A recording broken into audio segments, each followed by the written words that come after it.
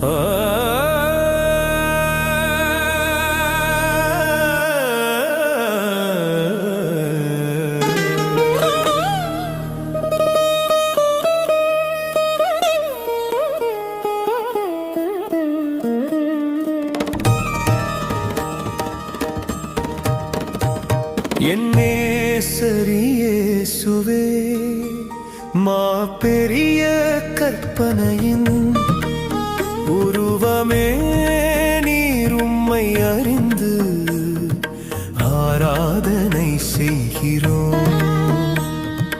ஆராதனை உமக்கே, எல்லா புகழும் உமக்கே.